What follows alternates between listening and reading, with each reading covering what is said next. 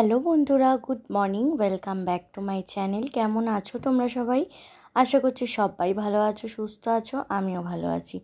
তো আজকে হচ্ছে নীল ষষ্ঠী। তো তোমাদের সকলকে নীল ষষ্ঠীর অনেক অনেক শুভেচ্ছা জানাচ্ছি। আশা করছি আজকে সকলেই নীল ষষ্ঠী এই ব্রত পালন করছো। তো আজকে আমিও আমার সন্তানের জন্য নীল ষষ্ঠী ব্রত প্রতি বছরের মতন পালন করছি। তো কাল পালনই ছিল, আজকে নীল ষষ্ঠীতে নীল পুজো করব।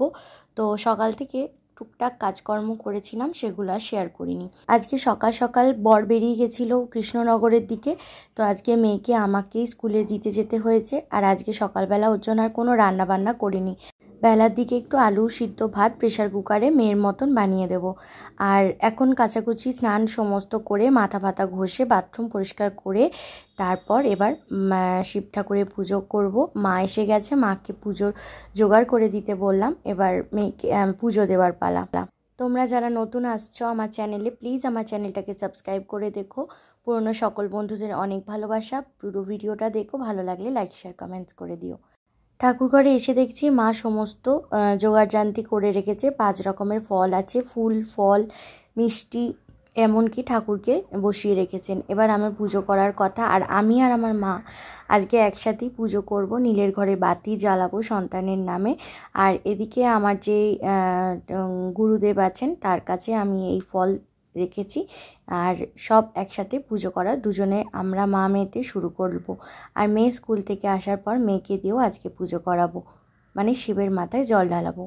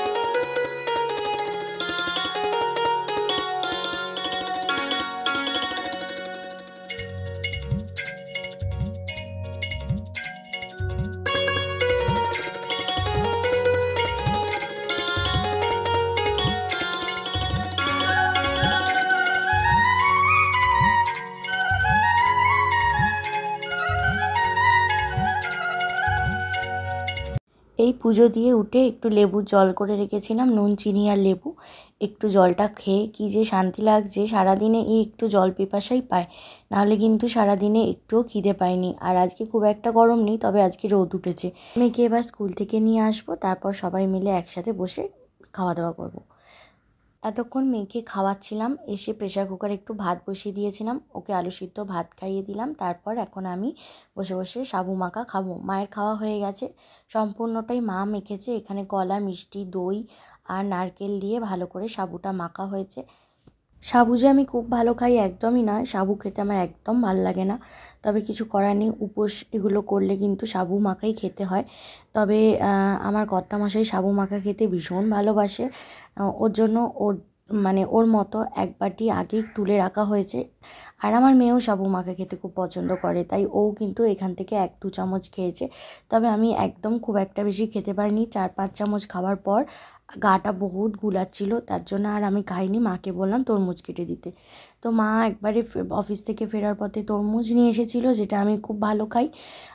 তো মা ফ্রিজে রেখে দেওয়া ছিল তরমুজটা, বেশ ঠান্ডা ঠান্ডা তরমুজটা খেয়ে পেটটা অনেকটা ভরে গেল। তো চলো, সকলে একসাথে খাওয়া দাওয়া কমপ্লিট হয়ে গেছে, এবার একটু শোবো। ভাত ঘুম তো আজকে দেওয়া হবে না, আজকে একটুখানি এমনিই শোবো। আবার বিকেলবেলা একটু ময়দা মেখে লুচি বা পরোটা কিছু একটা করে খাওয়া হবে। তো দেখা হচ্ছে একবারে বিকেলবেলা। গুড ইভিনিং বন্ধুরা, এখন মেয়েকে পড়াতে বসিয়েছি। আর দুপুরবেলা তাড়াতাড়ি ওই খাওয়া দাওয়া করে শুয়ে পড়েছিলাম, ঘুম থেকে উঠেই মেয়েকে নিয়ে পড়াতে বসিয়েছি, কারণ কালকে ওর পড়া আছে, প্রচুর হোম টাস্ক আছে, স্কুলের হোমওয়ার্ক আছে, তো সেগুলো নিয়েই এখন বসেছি। তারপর মা রাত্রিবেলা লুচি আর আলুর দম করবে, সেটাই খাবো, খেয়ে শুয়ে পড়বো। তো আজকে ভিডিওটা বেশি বড় করলাম না, খুব অল্পভাবে শেয়ার করলাম যা করলাম। তো ভিডিওটা কেমন লাগলো অবশ্যই জানাবেন, ভালো লাগলে একটা করে লাইক করে দেবেন, শেয়ার করে দেবেন, আমার পাশে থাকবেন, আর অবশ্যই সাপোর্ট আর ভালোবাসা দেবেন। তো আজকের মতন টাটা, কাল দেখা হবে নতুন একটা সুন্দর ব্লগের সাথে। সবাই ভালো থাকবেন, thanks for watching, good night, bye bye.